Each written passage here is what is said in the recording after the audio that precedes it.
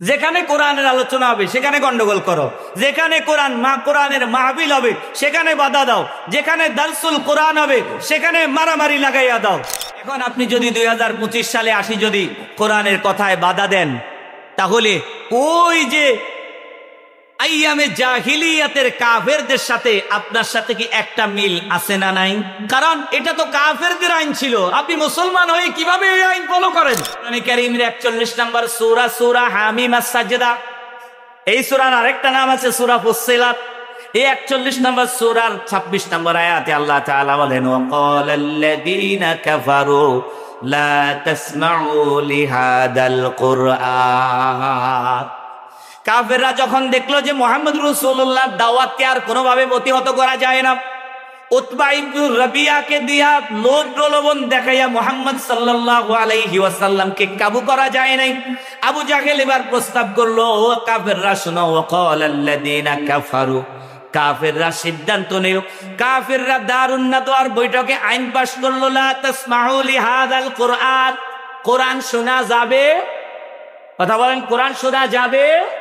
কাফেররা আইন পাশ করতেছে কোরআন শোনা যাবে না। ওয়াল গাউফি, কোরআন যেখানে শোনানো হবে, কোরআনের আলোচনা যেখানে হবে, কোরআনের মাহফিল যেখানে হবে, দারসুল কোরআন অনুষ্ঠান যেখানে হবে, সেখানে গন্ডগোল লাগাইয়া দাও।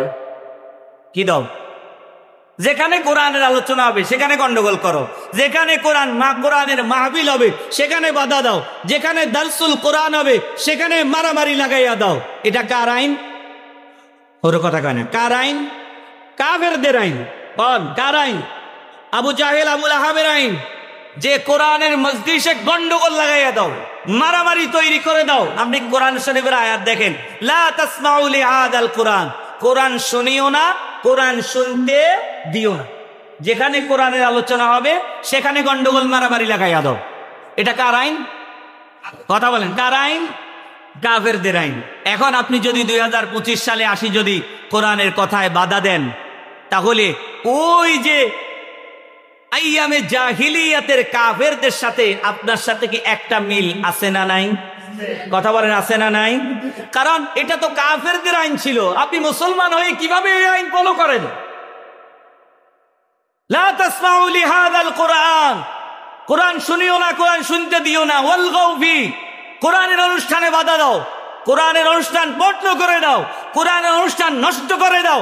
কারণ কোরআন এমন এক কিতাব, যেই কিতাবের কথা কান দিয়া ঢুকে অন্তরে যাইয়া স্পষ্ট করে, অন্তরটা পরিবর্তন হয়ে যায়। কোরআনের সাথে লাগার সাথে সাথে মানুষটার আচার আচরণ, চাল চলন, লেনদেন সবকিছু পরিবর্তন হয়ে যায়। সুবহানাল্লাহ বলবেন না? পরিবর্তন করে দেন কে? জোরে বলেন, করে দেন কে? আপনি কোরআন পড়ার আগ পর্যন্ত আপনি যেই খাসলাতে ছিলেন সেটা হচ্ছে দুনিয়াবি হাইওয়ান জানোয়ারের খাসলাত, আর কোরআনের সাথে লাগার সাথে সাথে আপনার ভিতরে যেই পরিবর্তন এসেছে এটা হচ্ছে জান্নাতি মানুষের খাসলাত। সুবহানাল্লাহ। তাহলে কোরআনের অনুষ্ঠানে গন্ডগোল লাগানো এটা তো কাফেরদের নীতি। ওয়াল গাউফিহি লাআল্লাকুম তাগলিবুন, তারা কোরআনের কথা শুনতে শয়তান সবচাইতে বেশি বাধা দেয়। কারণ কোরআন পড়লে, কোরআন বুঝলে, কোরআন মানলে মানুষগুলি যদি আল্লাহর পথের পথিক হয়ে যায়, তখন তো শয়তানের পক্ষে লোক থাকবে না, শয়তানের দলে লোক কমে যাবে, শয়তানের দল ছোট হয়ে যাবে, শয়তানের দল আগাতে পারবে না, শয়তানের মিশন ব্যর্থ হয়ে যাবে, মুহাম্মদ রাসূলুল্লাহর মিশন আগাইয়া যাবে। এই কারণে শয়তান, আবু জাহেল, আবু লাহাব, ফেরাউনের, নমরুদের উত্তরসূরিরা কোরআনের অনুষ্ঠানে, কোরআনের দার্সের মধ্যে বাধা দেয়। ঠিক না? ওয়াল গাউফি, আল গাউফি, মারামারি লাগাই। এখন বলেন, কোরআনের অনুষ্ঠানে যারা বাধা দেয় তারা কি মুসলমানের নীতি অনুসরণ করলো না আবু জাহেলের নীতি অনুসরণ করলো? আচ্ছা, আপনি কোরআন কি কোনো দলের?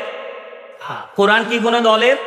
কোরআন বিএনপির, আওয়ামী লীগের, জামাতে ইসলামের, জাতীয় পার্টির?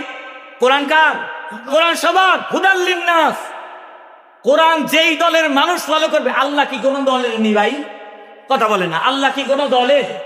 আল্লাহ কোন দলের না, আল্লাহর কিতাবও কোন দলের নয়।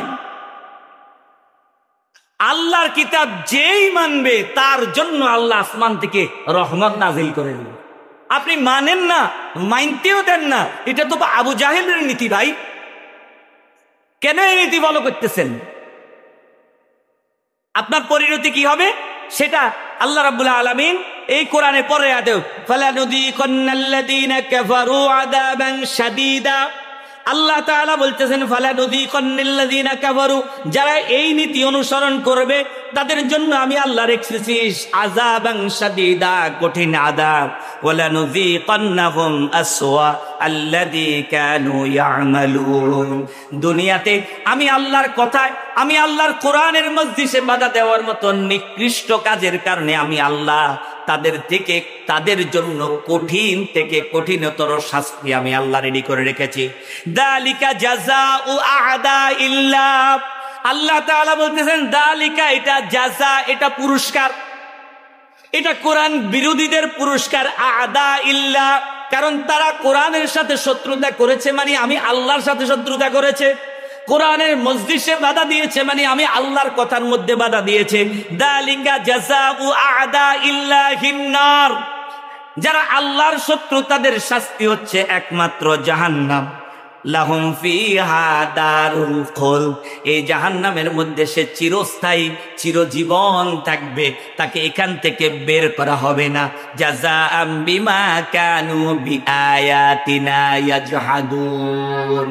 আল্লাহ তাআলা বলতেছেন এটা এই জন্য, জাযাআম বিমা কানু বিআয়াতিনা ইয়াজহাদুন, এটা এই জন্য যে এরা আমার আয়াতের বিরোধিতা করেছে, আমার কোরআনের বিরোধিতা করেছে। ইয়াজহাদুন, জুহুদ থেকে, এই জুহুদের অনেকগুলি ব্যাখ্যা হয়, বিরোধিতা অনেক রকম হয়।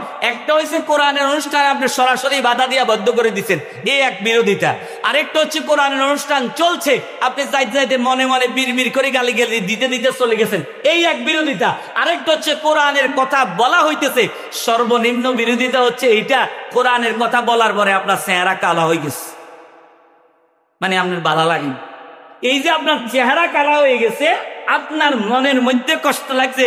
যালিকা জাযাউ আ'দাইল্লাহিন নার। আপনি মুখে বাধা দেন নাই, হাত দিয়ে বাধা দেন নাই, মনের মধ্যে কষ্ট লাগছে, কোরআনের কথা শুনে আপনার চেহারার রং পরিবর্তন হয়ে গেছে। আল্লাহ তাআলা বলছেন আ'দাইল্লাহ, এই রং পরিবর্তন হওয়ার সাথে সাথে তুমি আল্লাহর শত্রু হয়ে